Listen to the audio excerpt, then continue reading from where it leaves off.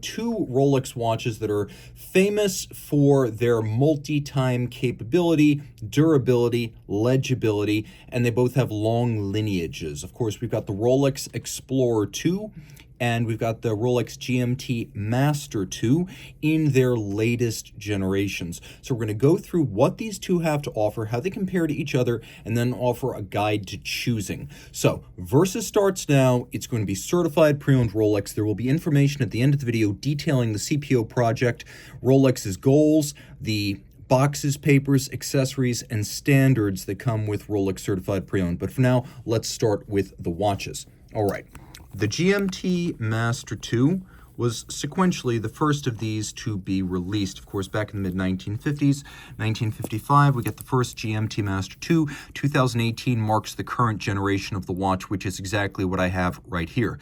The watch is, of course, 40 millimeters in diameter in 904L stainless steel. Rolex calls it oyster steel. It is particularly resistant to corrosion.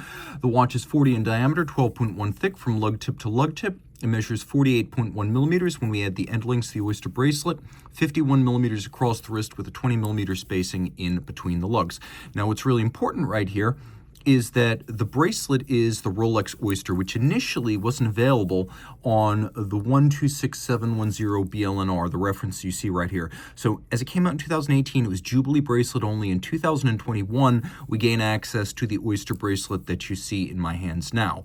So the watch is both the latest generation and the latest specification. If you were to build this on Rolex.com as a new watch, the retail would be $11,100. It would be $200 more if you were to put it on a Jubilee. Pre-owned, this watch, certified pre-owned, is $19,950. So we'll talk a little bit about how this watch wears, how this watch fits and sits on the wrist, because fit comes first. Well, my wrist is 16 centimeters in circumference. You can see right here we have a double locking clasp. So you've got that outer lock, which is a clamshell, and then there is the inner lock, which is an articulated lift lock. You can see how that articulates. There's a beak and a hook. So it's two locking factors when this is on the wrist and quite secure. Of course, the GMT Master II debuted back in the early 1980s, updating the previous GMT Master, which had a calculator bezel and one time zone, to temporarily show two time zones. This one with a calculator bezel can temporarily show 3 time zones. Now on my wrist, 16 centimeters in circumference, you can see getting a little bit further away, a better sense of proportion, my arm and my hand fairly large. I'd recommend this for a wrist as small as 14 centimeters in circumference because I've seen quite a few ladies with petite wrists wear this watch successfully. I've also seen, during my military years, quite a few naval aviators, Marines, Navy, and Coast Guard pilots wearing this watch, so it has broad-based appeal. And of course, the original idea was to create a dual time zone calculator watch for Pan Am airline pilots during the 1950s. So the way this works is you've got two different time zones on the dial. The stub hour hand is local. It's geared to the date. We have the blue varnished 24-hour hand. It makes one circuit of the dial per 24 hours. Now, let's say you want to go GMT plus or minus. The best way to do this is to do it as a pilot would. So you set that 24-hour hand to Greenwich Mean Time, and then if you're looking at a GMT plus time zone, you're going to turn it to add hours. And if you're looking at a GMT minus time zone, you're going to turn it to subtract hours. And what you'll do is you will look to the bezel and find the correct hour at your port or airport of destination. So that's how you actually use the bezel. Of course, you can use it for all sorts of references if you wish. It's not a dive bezel because it's bidirectional, but it has a nice sharp and pleasing detent action to it. It is primarily a timing bezel.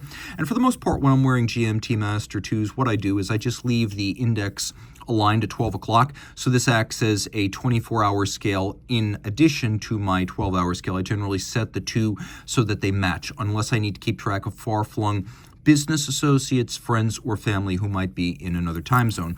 Oyster bracelet, you can see one of the differences here is that on the GMT, it's polished down the center, whereas on the Explorer II, it is not. So there's a little bit of a glitter right there that you may enjoy. Trip-lock crown.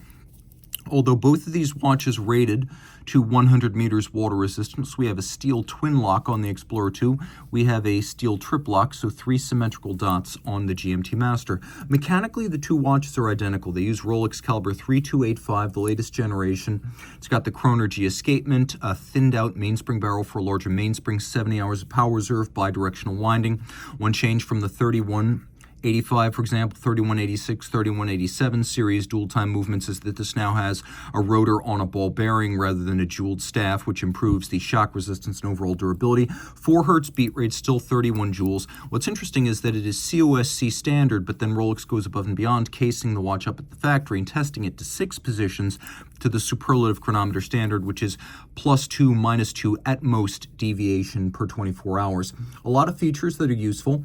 Aside from the dual time capability inherent in the movement, you have a full balance bridge and a free sprung balance, which makes for a much more shock resistant watch. The free sprung balance also allowing for more precise setting. Overcoil hairspring shaped by hand. It is able to breathe concentrically in every orientation. That's one of the advantages of an overcoil. Parachrome bleu is what Rolex calls the alloy. It is a highly anti-magnetic niobium zirconium, and then Rolex makes everything from the lubricants used in the movement to the shock protection itself, the latest generations featuring what Rolex calls Paraflex. Taking another look at the GMT, I think it's helpful to get a look at the 2 watches that are lumed side by side, because although they both feature chromalite lume, the hands and the indices are not exactly the same size, so a side-by-side comparison makes a lot of sense. Now you get a better sense of the 2, and while I don't think either one is brighter, it's worth noting that in 2021, the chromalite lume underwent an upgrade to become a little bit brighter. So if you're looking at pre-post 2021, there might be some difference in the brilliance of the luminescence, but it will always be blue if it's chromalite. You can see here, we have hands in both cases, all 4 hands luminescent, including the second time zone. We just have bigger targets on the Explorer 2 because the hands and the indices are larger for the larger watch. So lots to love here. Of course, we have hacking seconds in both, so you can set them precisely to a reference time. So the GMT was a mid-50s debut, and the latest version of the watch debuted in 2018. The Explorer 2 was a follow-up to the long-running utilitarian Explorer, only launched in 1971. The idea was that this was for explorers who may not have constant contact with the sun, and thus required a secondary time zone, or at least a 24-hour distinction on their dial. The watch got larger in 2011, gaining a 42mm case, and so what we've got here is the latest version of the 42, last renewed for the 2021 model year, and this is the latest, reference 226570, with a white dial. Of course, black is also available. It's a bigger platform, 42 in diameter. It's 12.5 thick from lug tip to lug tip, 50.1 millimeters, and then if we include the end links of the bracelet, it's going to be a still reasonable 51.7, but with a broader 22mm spacing between the lugs. Now you can see here we also have the double locking factor, where we've got the clamshell and then the lift lock system with the articulation. I want to emphasize that both of these watches feature the 5mm Easy Link tool-free adjustment. So you snap in, you snap out, no need for a tool. You can make some on-the-fly changes. Both of them feature removable links fixed by screws, and both these clasps feature internally drilled divots. So you have 3 different anchoring points in the clasp to move the spring bar with your strap tool and change the anchoring points, so you can remove links, add links, use Easy Link, and then there are the divots. So you have 3 different ways of sizing these bracelets on the wrist. Both of them are single swing arm. Both of them have polished internals. The one real difference between the 2 of them is going to be on the GMT Master II. Just as the bracelet features polished center links, the clasp features a polished center, whereas here we have a satin matte finish. However, in profile, you still get the glitter, and that's true of the links as well. The case is broad and flat with nicely tapered lugs. The aspect ratio, a larger case band, it's longer with thinner lugs, makes it look a little bit more graceful and tapered, whereas here you can see the lugs are a bit more squared off. Taking a look at the bezel, obviously the one is knurled with rotating capability and a ceramic insert, whereas the Explorer 2 has kept its historic radially brushed metal bezel to hew more closely to historic precedent. So there's going to be an aesthetic difference there, but also the Cerachrome ceramic is a little bit more scratch resistant if that's important to you. Again, both watches mechanically identical, and despite the twin lock crown on the Explorer 2, they are both 100 meters water resistant. Rolex uses a lot of silver white dials, but this is not one of those. This is actually a true chalk white matte finish dial. Blackened hands, blackened indices. In my opinion, this is a more visible platform day or night. Bigger loomed surfaces, but also higher contrast. Some folks are going to have a real partisan attachment to one of these. I think from a pure legibility standpoint, it's going to be the Explorer II. We'll take a look at the back. Some people ask me, what do the backs of these watches look like? Well, it's an oyster case, so fairly standardized. Engagement surface to mesh with a Rolex caseback tool at Rolex watchmakers, and then satin finish with a few polished highlights. Very similar. You can see that there's a little bit more of a polished flange on the back of the GMT Master II, but all of it is quite buttoned down and conservative. Now, in terms of the dial here, the orange arrow is a famous element dating back to the original Explorer IIs from the early 1970s. And then you can see that we have a better match between date wheel and dial because white on white is a little bit less obtrusive, whereas here you've got the white on black, and while it makes for the same high contrast, here it's a little bit more of a standout on a dial that is otherwise a beautiful lush, glossy black lacquer. So now in terms of tolerances, specifications, timing, it's all the same. The one difference here is that with a fixed bezel, you're limited to 2 time zones. So you can see how I'm able to change the local time. It works the same way on the GMT Master, where that local time can set the date forward or backwards depending on which direction you're passing across the international date line. Now, when I'm setting that time, I'm not stopping the watch. Hacking is not engaged. I'm not displacing the other 2 hands or stopping the seconds. But when I pull the crown out, now everything sets in sync. You can see the hands are blackened, a really nice high contrast execution. Easy to see and easy to set. Now, how does it fit on my wrist? Well, I'm glad you asked, because it is bigger and it feels flatter, even though the tail of the tape, that is the calipers, perhaps I should say, because we're not measuring with tape, but the tail of the calipers is that this is a thicker watch. It actually looks flatter. I actually like this a great deal. While it is a big watch, don't feel overwhelmed. If your wrist is my size, 16 centimeters circumference or larger, it's going to be a really good match. And you can see it will easily fit under a cuff. If you want to wear either of these watches as formal attire, it'll fit easily underneath a formal cuff. French cuffs are not going to be a problem. Short sleeves, very tight, huge to the skin. You're not going to have any issues whatsoever. So in terms of accessibility, this does cost a little bit less, both new and certified pre-owned, compared to the GMT Master II. So new, this would be $10,050, but this is a certified pre-owned piece, as is the GMT. So the retail for this with the white dial, certified pre-owned, is going to be $15,950. And so whether new or used, this is going to be the one that's a little bit easier to get into. Now, what are the advantages of these 2 watches? Well, let's talk about the Explorer II first, because it's in my hand. We may as well seize the moment. First, more wrist presence, size, bigger wrist, taste for larger watches. This is your winner. Brushed metal for a heritage look. A lot of Rolex watches that have traditionally had metal bezels or metal bezel inserts have gone over to Cerachrome ceramic. But if you want that 70s look, that pre-modern Rolex aesthetic, especially with the radial lapping machine graining that you would get if you were buying the very first Explorer II in 1971, the fact that this is still here gives it more of a vintage look. And a lot of people like the metal on metal aesthetic. I would also say that the white dial is more legible at a glance. Look, both of these are instrument style watches. They're easy to read. But here, the black on the white, as well as the larger luminescent surfaces in the dark, makes this one the choice for me from a pure legibility standpoint. The less time you have to look at your watch, the more likely you are to read the time correctly on this one.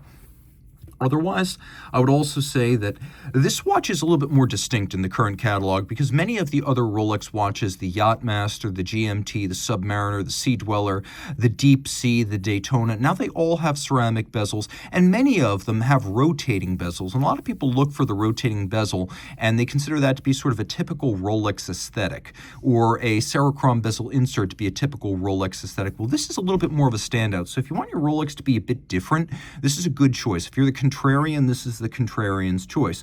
The attainability, the somewhat better pricing new or pre-owned, is also attractive. So if that's important to you, this is a great way to go. And because you do have a choice between white and black dials, the look can be tailored. There is no pure white dial aesthetic available, for example, on a GMT Master II. Now you can get meteorite, which is very light colored, but it's not quite the same thing. So now let's talk about the advantages of the GMT Master II. A lot of people are pilots. A lot of people are armchair aviators. So whether you're a pilot or just one in your mind, this is the pilot lifestyle accessory. When I was in the Navy, this was the trophy that the aviator wore, whether he needed it for aviation or not. So it's got a lot of gravitas on that basis and also strong aviation associations. Longer history, Again, this was a watch developed with Pan Am in the 50s to give their pilots a way to calculate their destination time zone. Back then, it could calculate a second time zone. Now it can calculate 3. So both for its longer history and for its ability to calculate one more time zone than the Explorer II, I'm going to give it the edge on that front. Ceramic bezel insert. You may or may not like the look, but what can't be argued is that it is more scratch resistant. So from a durability standpoint, that's a win. Better small wrist fit. I'm not going to lie, I like the look of the Explorer 242, but if you like a more compact watch or your wrist is smaller than mine outright, then you're probably going to want a smaller watch overall, and this is that. It's even a little bit thinner in spite of, at least at face value, being a bit more complex with the rotating bezel. So better small wrist fit. Also, Jubilee bracelet option. Of course, traditionally, dating back decades, the Jubilee has been associated with the GMT Master and Master II, and you can get either on this generation of the watch. So in terms of having a little bit of flexibility, for an extra $200, you could get the steel Jubilee new, and they cost a little bit more pre-owned as well, but the option is out there, whereas for the Explorer II, it is not. In terms of the model line extension, just much more in the world of the GMT Master II. Now, of course, pricing starts to change, materials, market positioning, all of that will start to change as you add features like precious metal or meteorite dials, but the bottom line is that they are out there, whereas if you want to change it up with the Explorer II, you pretty much have two choices, white dial or black dial, whereas your GMT Master, you've got everything from gold to gems to meteorite dials and beyond, lefty crowns, many different bezel color combinations. So this is a watch that you can make yours if customization is something that's really important to you. And because many of them are also available as Rolex Certified Pre-Owned, that goes for Rolex Certified Pre-Owned examples as well. So which of these two do I pick? Well, I was in the Navy. I wasn't an aviator, so I identify more perhaps with the ground-bound adventurer, and I love the unconventional white dial with the metal bezel, so I'm more of an Explorer II type guy, even in the 42mm case size. So you guys let me know, which of these two would you choose from the Rolex Certified Pre-Owned offerings that we have here at the 1916 company? Let me know in the description below, and I'll sound off on your choices. Until next time, time out. Rolex Certified Pre-Owned watches are backed and authenticated by Rolex. Should any reconditioning be necessary, it will be to a Rolex Certified standard, and any parts invested, Rolex Factory Original. Should the initial retail box, paper, and accessory set still accompany the watch, it will be included with the sale. But no matter what, a Certified Pre-Owned box and paper set starts with an outer box, a leatherette travel pouch with suede lining, a warranty card that embodies the 2-year globally valid Rolex-backed warranty. Note, this is not a retail warranty, but backed by Rolex and actionable at any of its authorized points of sales and service. A leatherette wallet includes the warranty terms and conditions manual, a holographic hang tag marks this as a certified pre-owned Rolex watch, and a manual details Rolex's values as a company, the certified pre-owned program, care, feeding, service, and use of your Rolex, locations of points of sales and service, and details of Rolex.com. Rolex certified pre-owned watches are backed only by Rolex.